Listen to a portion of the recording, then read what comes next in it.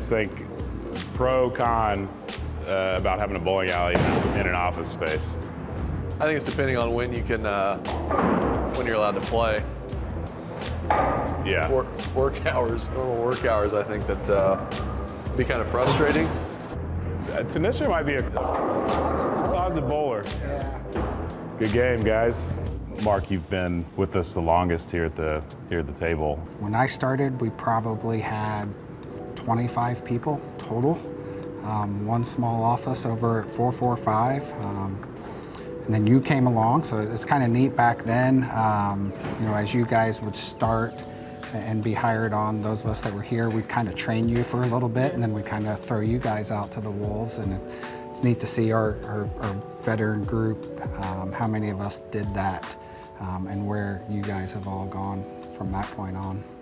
Yeah, I just remember calling lane history, and you're calling lane history till 10 p.m., 8, 9 p.m. And it's those same guys over and over again. I mean, there's still guys that I work with that I was working with when I first started that got hooked up, and it's been fun to see those relationships and kind of on the carrier side of it. We talk about being carrier driven, and like that's one of the coolest things to see is to watch that relationship evolve over the years, but at the end of the day, still having a good kind of business relationship with a lot of these carriers that we work with in the old building and brought into the new building. Especially when the carriers are able to grow their business because we've grown ours too. That's really neat to see.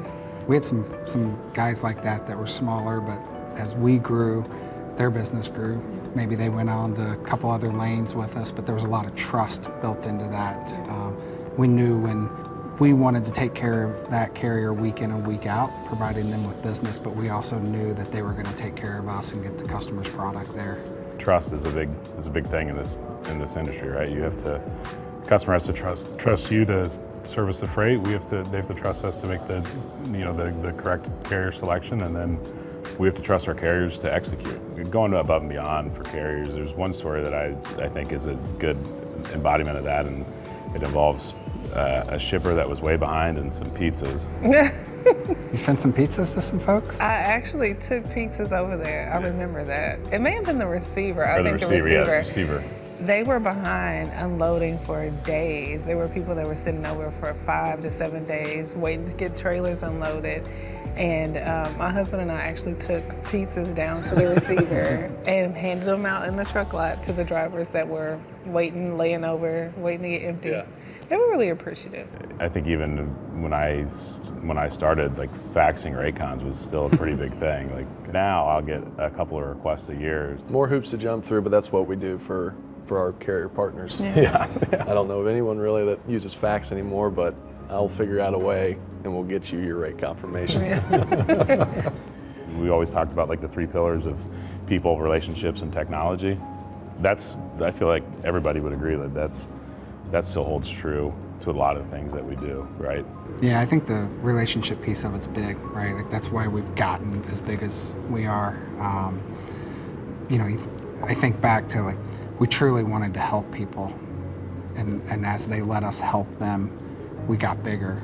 But I don't feel like we've ever lost the idea that we want to help them, right? Mm-hmm. So like phone calls on the weekends from a customer, they want help.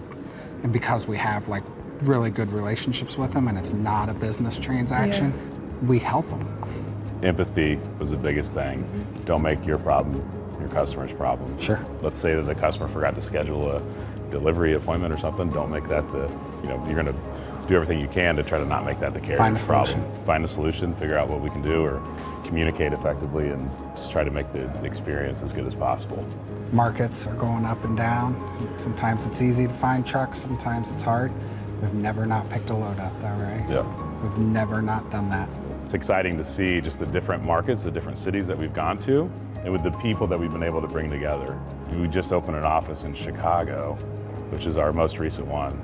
It's been really cool to see.